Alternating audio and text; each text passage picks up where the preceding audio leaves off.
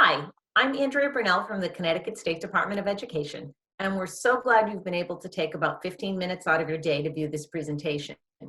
We hope that we're able to provide you with some information about distance learning as it relates to your preschooler. We know that we're in a situation that we never expected to find ourselves in, and we hope that the information and ideas in this video can be a support to you and your child. Hi, I'm Michelle Levy from Connecticut Office of Early Childhood. As Andrea indicated, this public health emergency has made it necessary for everyone to make changes to their lives. Families are staying safe and staying at home. Schools and many childcare centers have closed. School districts have shifted towards distance learning options, and you as families are working to find ways to support your own children's learning at home. We've all had to make changes in recent weeks. You might have had changes to your own employment. Some of you may be addressing new challenges around meeting your family's basic needs, while others may be juggling work from home and now have your children at home as well. We hope that this short video will provide you with some reassurance and some strategies for supporting your child at home, while you still work to address those changes and meet your family's ongoing needs. It's important to recognize that many of you might be feeling anxious or scared, or have other family members that you're caring for. Michelle and I know that you have a lot to think about and a lot that you're responsible for. We recognize that meeting your family's basic needs is a priority and that focusing on your child's learning might feel challenging. The good news is that for young children, the process of taking care of many household tasks, such as cooking and cleaning, can offer the perfect opportunity for learning. Our hope is that some of the tips and ideas we share with you in this video will help you with learning opportunities that can be part of your day and also help you collaborate with your child's teacher if possible. Really, learning can be fun, and it doesn't need to add more stress to you while your plates are already so full. Our goal for distance learning is that it doesn't have to feel so distant for you and your child. Great points, Andrea. An easy first step to thinking about learning at home can be to have a consistent but flexible schedule. Young children like predictability, and at a time when so much has changed, having a predictable schedule can make a big difference. And you may have seen a visual schedule in your child's preschool classroom. A visual schedule can help your child know what to expect and help them know what you are expecting them to do. You may want to use such a schedule just on the weekdays when your child might have been attending school, or you may choose to do this every day of the week. There are many ways to make a visual schedule. You may use photos of your child involved in the activities that you want to include. You might use pictures from the internet. You might draw pictures yourself, or you can even make it a fun activity and ask your child to draw a picture for each part of the day. If you involve your child in making the schedule, it will help them feel involved and make it more likely that they're going to want to use that schedule. Andrea, I think you had some examples of visual schedules you wanted to share. Yes, thanks, Michelle. As Michelle just said, having predictable routines is one of the ways that you can set up your day to be less stressful. There are lots of easy ways to create a visual schedule. You can make one or print ones that you find on the internet if you choose. If you can't print a ready-made one, don't worry. You can make a great one with whatever materials you happen to have at home. But remember, predictable doesn't mean having to be rigid. Make sure that you can move activities around on the schedule when you need to. Maybe outdoor play can't happen today because it's raining. You can put up a symbol to let your children know there's going to be a change. I like using a lightning bolt symbol as a visual for heads up, there's something different today. Your preschooler can be a little bit more independent when they see the schedule and they know what their day will look like. For a child that really thrives on this kind of predictability, you can even make separate schedules within the schedule for parts of the day that are either more challenging or maybe even just contain skills that you want your child to be a little bit more independent with. Here are a couple of examples of how a visual schedule could look. You can even hang the schedule on your fridge picture by picture with magnets so you can move things around when you need to.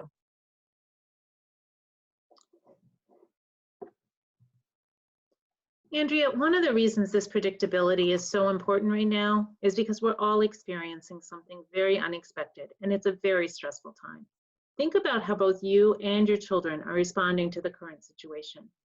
You might see new behaviors, or you might see young children doing things they haven't done for some time. Remember, young children pick up on what's happening around them. They respond to our stress levels, even when we try to keep it from them. Children hear adults talking about the coronavirus, and they see their family's routines changing. Your child is probably wondering why they aren't going to school like usual. You may have already talked with your child about this, but over the past couple of weeks, some great resources have come out to make it easier to talk with your child. Although the situation may seem too complex for children to understand, talking with them about the situation in ways that are appropriate for their age can be very helpful. Oops. Too many screens going. Talking with them about things in ways that are appropriate for their age can really ease their minds. Let them know you're there to support them. Many familiar organizations have created documents about talking with your child. There's specific books available as well. If you visit the Office of Early Childhood or Department of Education websites, you can find links to many of these resources. A few of them are highlighted on the screen here. You may also want to reach out to your child's teacher or your early childhood program for resources if possible. If you aren't able to find something, our contact information will be available at the end of the presentation. Feel free to contact us. Thanks, Michelle. When children ask questions, try your best to answer them in a kid-friendly kind of way. It'll really help relieve their anxiety when their questions get answered. Again, just like Michelle said, there are lots of materials out there to help you with this conversation. You may even be getting emails from all sorts of people and organizations. I am, and I know it's really easy to get overwhelmed. Find a few good resources that will work well for you and your child. Don't let looking for the perfect resource turn into a stressful situation. As long as you're having conversations with your child and are honest in a way that they can understand, you're doing the right thing. I agree, Andrea. We're still using the term distance learning because we know many of you are trying to add new learning opportunities at home since your child is no longer attending their preschool program. It's possible your child's teacher can still be involved and they can be a distant resource to support you in your child's learning. But we're really hoping to make it not feel like distance learning. There's really not a way to build a virtual preschool program that can replace the types of hands-on experiences that children need to learn. Instead, the good news is that a lot of what you're already doing at home can be a great opportunity for children to learn. You can take a little time planning how you approach your daily routines and what playtime will be like. Then that will help your child learn, and hopefully it'll reduce your own stress about that you might be experiencing around supporting their learning. One thing we know for sure is that for preschoolers, school time doesn't have to be about worksheets, sitting, flashcards, computer time. And you've probably heard a lot about distance learning during the past couple of weeks. You may even have older children who are using platforms like Google Hangouts or Classrooms or have web-based assignments to complete. For young children, distant learning is a little different. It's more about what adults do than having young children access their learning through technology like the older students are doing. It's more about what adults do to facilitate learning and include it in everyday situations and play, and not so much about having young children interact with screens.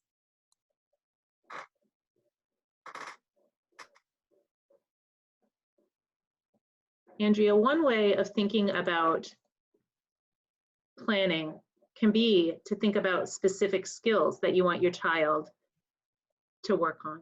They may be skills that you and your child's teacher discussed that were goals. You may have something in particular that you would like your child to be working on. A little planning can really increase your child's success. You could use a planning grid to think about the activities throughout your day, remembering that predictable daily schedule. Think about the learning that can happen throughout the day. You may want to start with just a few skills, or you may feel ambitious and want to think of all the ways to support learning in all areas. You don't have to fill in a whole grid, but thinking about those skills across the day can be helpful and relieve stress because many of these things can be integrated into what you're already doing. You've been supporting your child's learning for many years. You may not even realize all the powerful learning that can happen throughout the day. One resource for ways to embed learning throughout the day are the action guides from the Connecticut Early Learning and Development Standards. This is the cover and one of the pages from the action guides, which are available on the Connecticut Office of Early Childhood website. You may not be able to see all the text here, but this sample page includes strategies for building cognitive or thinking skills. Some of the ways to support preschoolers are sorting materials throughout the day. That might be laundry or toys that they're sorting as they pick up. Naming signs and symbols throughout the day might involve looking for text around your house, in the cupboards, pointing out things, signs or labels that they recognize. Michelle, thanks for those great resources and ideas. You can also break down some daily routines with their own schedules. This can be done as really effective, and it's a really effective way to increase your child's independence. You can also create step-by-step directions for daily household tasks, or even something that's so important these days, hand washing.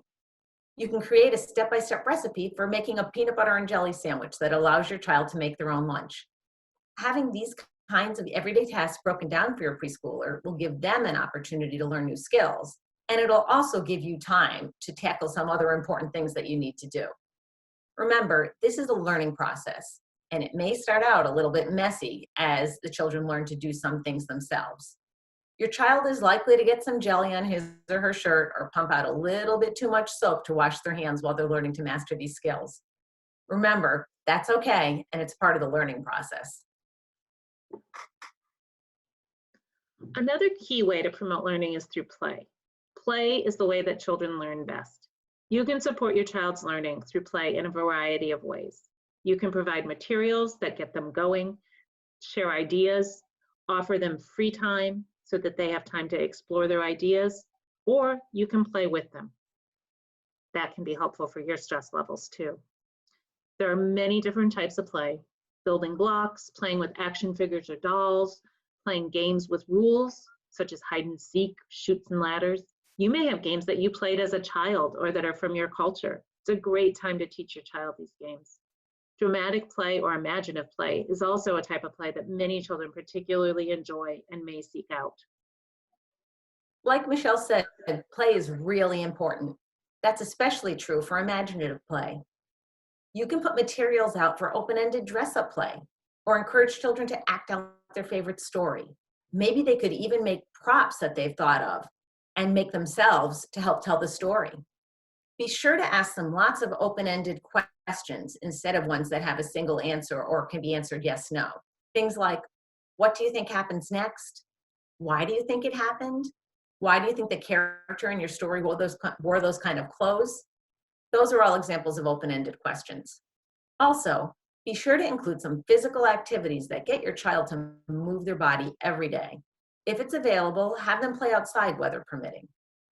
You can try activities like giving children shaving cream on an outdoor table or an indoor table for a fun sensory experience and for drawing letters and shapes in the foam. The most important thing is that play should be fun, and that will make learning fun. Finally, we know that screen time, whether it's on a tablet, computer, television, or phone, may be a part of your child's day. So we wanted to share a few tips about screen time in young children.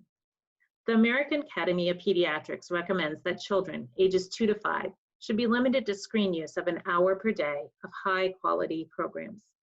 They recommend that families participate in screen time with children, help them understand what they're seeing, and apply it to the world that they are experiencing around them.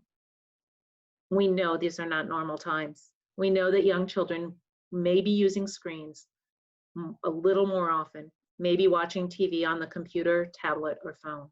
It's important to think about 2 types of screen time: interactive and passive.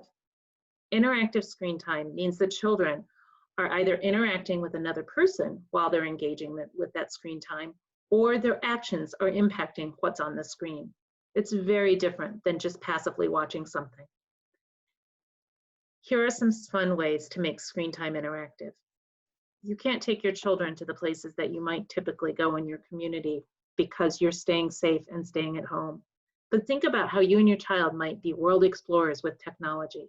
Maybe you could go to the zoo, take a virtual trip of a bakery, a train station, a museum. You could go look for interactive games about a topic that your child's particularly interested in. There's a lot to see and do. Just make sure that you're considering how much screen time your child is getting. Work to ensure your child has plenty of other learning opportunities that don't involve the use of a screen. And as much as possible, remember the AAP guidelines regarding screen time. Michelle is so right about screen time, but we know that screen time can be valuable for both you and your child. A great use of technology can be to connect with others. That could mean having a play date using FaceTime or Skype with a friend or two, or just having a conversation. Maybe a tablet or phone can be used by your child to show each other different things around the house, and they can move around and share different things. You can even suggest having friend time added to the daily schedule. Many preschool programs are already using some of this technology to help connect with families and also to help families connect. But do your best to limit screen time and make the screen time that your children have a valuable experience. Also know that the occasional viewing of Frozen is not a horrible thing. We can all learn from Elsa to let it go.